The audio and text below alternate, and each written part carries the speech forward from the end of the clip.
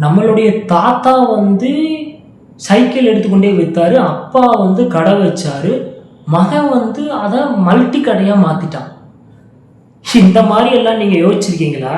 So அந்த மாதிரி ஒரு சிம்பிளாக ஆரம்பிக்கப்பட்ட ஒரு பிஸ்னஸ் கிட்டத்தட்ட ஒரு 2 தலைமுறைகளாக ஒரு மந்தமான நிலைமையில தான் இருக்குது. 3வது தலைமுறையில் ஒரு நிறுவனம் அப்படிங்கிறது மிகப்பெரிய பிராண்டாக மாறி இருக்கு. அப்படின்னா அது எந்த நிறுவனம் அப்படின்னா போத்தீஸ் அப்படிங்கிற நிறுவனம் தான். இன்னைக்கு வீடியோவில் நாம் இதை பற்றி பார்க்க போகிறோம். வாங்க வீடியோக்குள்ள போகலாம். விருதுநகர் மாவட்டத்தில் ஸ்ரீவில்லிபுத்தூர் அப்படிங்கிற ஒரு ஊர் இருக்கு. அந்த ஊரில் நெசவாளர் குடும்பத்தை சேர்ந்த போத்தி மூப்பனர் அப்படிங்கிற ஒரு நபர் வாழ்ந்துட்டு வராரு. இவங்களுடைய ஊர்ல நெசவு தொழில் அப்படிங்கிறது ரொம்ப அதிகமா இருக்கு. ஸோ அதனால என்ன பண்றாருன்னா, தன்னுடைய ஊர்ல இருக்கக்கூடிய அந்த நெய்யக்கூடிய அந்த ட்ரெஸ் எல்லாம் கலெக்ட் பண்ணி டவுன்ல இருக்கக்கூடிய அந்த கடைகளுக்கெல்லாம் கொண்டு போய் விற்கிறது அப்படிங்கிறது தான் இவருடைய முதல் வேலையாக ஆரம்பிக்கிறாரு. அது 1926 இந்த வேலையை ஆரம்பிக்கிறாரு. இப்போ இந்த போத்தி மூப்பனர் அப்படிங்கிறவர் இந்த பிசினஸ் நல்லபடியாக ரன் பண்ணிட்டு வர்றாரு. அவருக்கு ஒரு மகன் இருக்கிறார். அவர் 10வது வரைக்கும் படிச்சிருக்கிறாரு.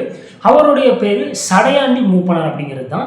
இவர் என்ன செய்யறாரு, ஏன் நம்ம சும்மா இங்கே வாங்கி அங்கே கொண்டே விற்கிறோம், நாமளே ஒரு கடையை வைக்கலாமே அப்படிங்கிற ஒரு ஐடியாவை ஃபர்ஸ்ட் இவர் தான் எடுத்துட்டு வர்றாரு. இப்போ இந்த சடையாண்டி மூப்பனர் அப்படிங்கிறவர் இந்த ஐடியாவை வெறும் யோசிச்சது மட்டும் இல்லாம அதை நடைமுறைப்படுத்துறதுக்காக முயற்சி பண்றாரு. அப்படி பார்த்தீங்கன்னா 1977 ஸ்ரீவில்லிபுத்தூர்ல ஃபர்ஸ்ட் கடையை ஆரம்பிக்கிறாங்க.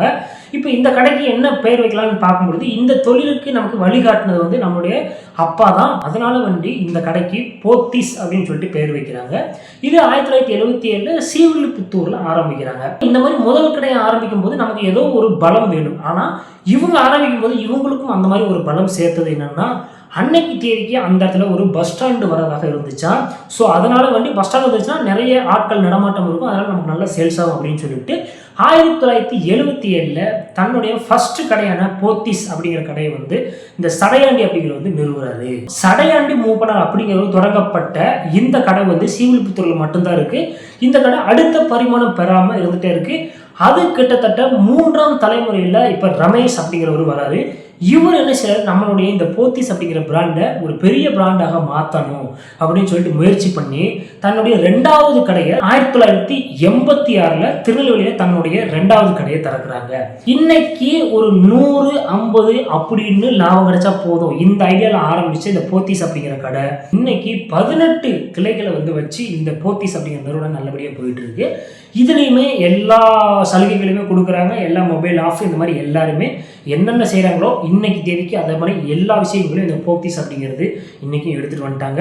இப்போ இந்த போத்தீஸ் என்னன்னா, கிட்டத்தட்ட இது 3வது தலைமுறை தாண்டி இப்போ 4வது தலைமுறைக்கு டச் பண்ணி வந்துட்டு இருக்கு.